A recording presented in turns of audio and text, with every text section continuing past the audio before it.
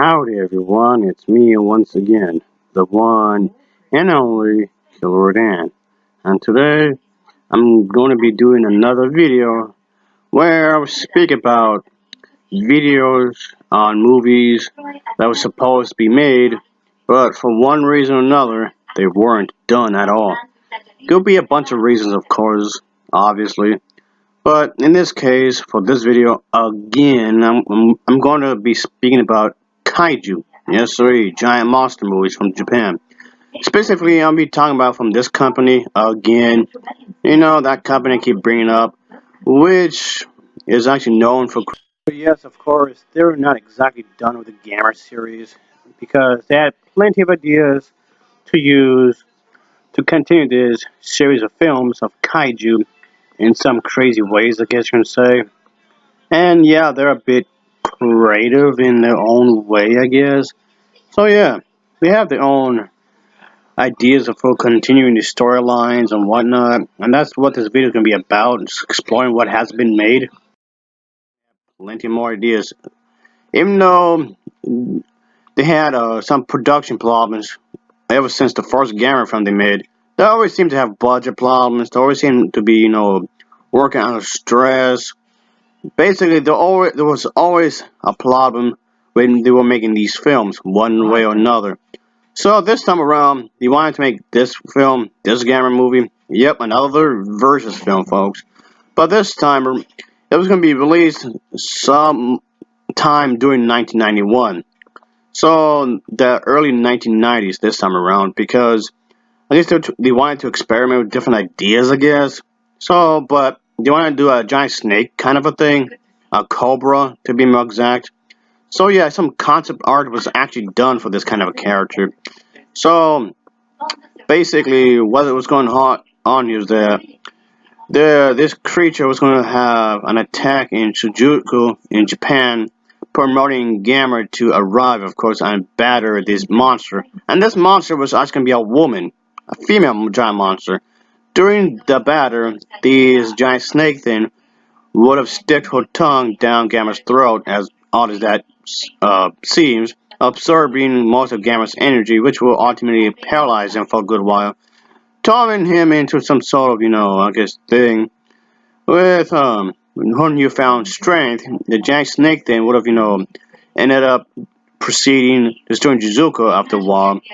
After all the time would pass, Gamera himself had recovered his strength to, confronted the monster once again, and this time around in the suburbs of Tokyo. During this second match, the giant snake would have swallowed new explosives, I guess you can say. So as we saw, Gamera himself would have used his fire breath on the giant snake.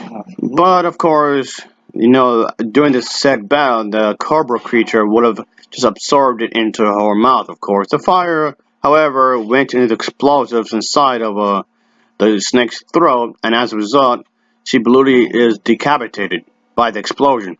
Well, that got violent. So, of course, the creature would have even had their own strength. Of course, they wanted to do their own thing. So it didn't get too far into production, really.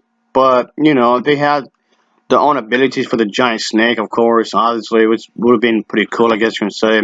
Some concept art was done, of course, but that's about it. So, no official production state would have began, but you can guaranteed that it was going to be cheaply made. Like the vast majority of these types of movies, they're going to be really, really cheaply made, of course. More entertaining than Michael Bay's bullshit movies because all they are is just all style of no substance. I want a good fucking plot. And these films are billions and billions of dollars. So come on now. But the thing, folks, that wasn't the only problem. It's production problems like the budget always seems to be a problem for this company. They never seem to get enough money for any of the projects. That's why these films are cheaply made. But things do get worse. Because during the 1980s, the company was struggling to stay afloat. I do mean really, really struggling. So there was a lot of stress going on. And they eventually went into bankruptcy 6 months after the company had completed the film titled Gamera Super Monster, which is often considered to be one of the absolute worst kaiju films of all time. And yeah, it didn't help them. So if anything, it just made the entire thing even worse. So I know I've said this before, but I'll say it again. That the film industry is a business, whether people want to accept that or not, but it's a business. It's basically like a gamble. It gets really tricky. It could be like a hit or miss kind of a thing. So many stores over the years had went out of business because it can be a gamble. There's no guarantee that the business, the company, is going to be staying here for another year or 2 years. You can only get so lucky, I guess you can say. So that's the unfortunate reality that many business company owners will have to eventually face. Hopefully not, but eventually this company did come back eventually during the mid 1990s because they did make a film titled Gamera Guardian of the Universe, which basically just started over. This was a brand new entry for the Gamera series, which basically ignored all of the previous installments and just started from fresh. And guess what? This film was a smash hit. This film made a ton of money. It was a good comeback for the company and for the character himself. So this kind of thing makes me wonder that they could have actually made this film anyway. So yeah, they could have made this film anyway afterwards. So I don't know why they couldn't do it. I guess like I said a moment ago, some stuff was planned for this film. There was some concept art, some ideas floating about.